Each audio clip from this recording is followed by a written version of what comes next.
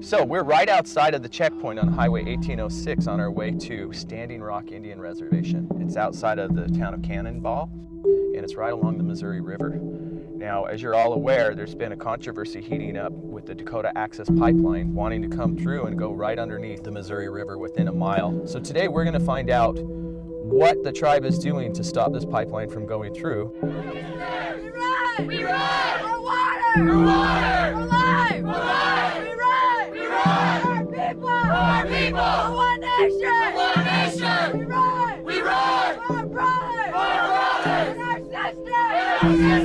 We ride! We're here at the start of the controversy of the Dakota Access Pipeline. The Native American tribes have been protesting and fighting this pipeline for years, but it finally came to a head when they broke ground right here. Protesters stood in front of the earth movers and would not let them continue. In the following events, lawsuits have been filed, gag orders have been filed, and there's been heated controversy. One thing that's really important about this story is it's about our resources, our land and our water. And it's taken the indigenous people to be the people that stand up to the US government, the corporations, and the fossil fuel companies. We have dozens and dozens of tribes from all over the nation gathered at Standing Rock. They are having ceremony, they are having prayers, and they're also having legal strategization for what can be done to stop this pipeline. My name's Patricia Hamill. I live in Madison, Wisconsin. I'm an attorney in private practice there, and I'm here to assist people with interviewing witnesses, collecting information, defending people who are arrested, trying to help in any way I can with respect to the lawsuits that are being filed. Wisconsin has the largest tar sands pipeline in the United States running from northwest to southeast. And in 2010, there was a leak that went on for 17 hours because they couldn't discover it until some local person saw it and spilled hundreds of thousands of barrels of tar sands oil into the Kalamazoo River. For the last 5 years, they've been trying to clean it up, fighting with their insurance company, fighting with the Environmental Protection Agency. Enbridge says it's now cleaned up, but I was there a year ago. There was a water walk down to the Kalamazoo River, and after a number of people had walked there, you could see the oil on the banks of the river. So it has not been cleaned up.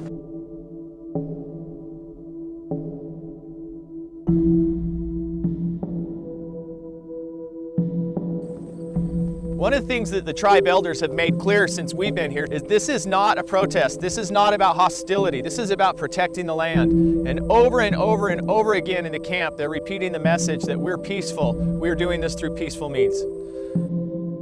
This is not responsible decision making. The black snake that's being proposed here, its head, its brain is in Texas, where this corporation is. But its heart lies in Washington, D.C., by the lawmakers, the legislators, the court, the policymakers who are enabling actions and irresponsible decisions to manifest and materialize before our eyes. Have they ever asked themselves who they are and where they come from? Because if they did, they would know and realize, as we do, that if we continue down this pathway with these kind of decisions, that the answers that we have come to ourselves, knowing who we are and where we come from, knowing what it is to have a relationship with the land, with the water, with the elements, and with Tumanmatla, our creator. We come to love our surroundings. We come to know the interaction that we indeed are related to all things. And in that love and that acknowledgement of knowing that you are related to all things, you come to appreciate in the beauty, that creation that our creator has put down for us. And in that appreciation, you come to understand the benefit and the importance that our future generations are at least able to experience what we have at this time. Hello, Dakota Nation! Hello, Lakota Nation! President Obama, where are you? You come to dance amongst these people here. You showed yourself to this land here in relationship with the Standing Rock people. You had their babies in your arms and you shook the hands of these people. And where are you at this time to stand up behind the words that you had expressed to these people here. Please, do whatever is within your power, your executive authority, to stand for this land, for this water, and for this air, and that indeed this proposed black snake will not materialize. This is a peaceful gathering. It is a prayerful gathering. This is not protesters, but indeed truly protectors who are expressing what is in the well-being of all.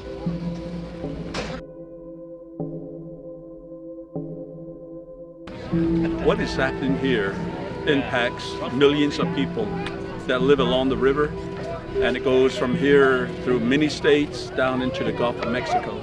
Is that if this pipe goes through and if it breaks, it will devastate the entire region all the way down to the Gulf of Mexico. Every person needs to recognize and realize that this is not just our Native people fighting to stop the pipeline from going across the river. It's not just about us. Water has been my life struggle. As an elder of the Standing Rock Nation and the land of Tatanka Iotaka, Sitting Bull, we are his people. And there will be no pipeline. There will be no oil going through the homeland. These pipelines run underground, so people don't often discover that they're leaking until they've already leaked quite a bit. What happened in Kalamazoo is that volatile chemicals escaped into the air when the pipeline was spilling, and it made many people sick. The company ended up buying out a lot of people's property around the spill site, and as I said, they still have not cleaned it up. So millions of people get their drinking water from the Missouri River. I believe the city of Omaha gets its drinking water from the Missouri River, and all those people could be affected. This was supposed to go in front of a judge in Washington, D.C. to whether he was going to grant. He put a stay on it because he wanted more information, and now he has to rule by September 8th, I believe. And if he approves this to go across the river, all hell's going to break loose, and they know it.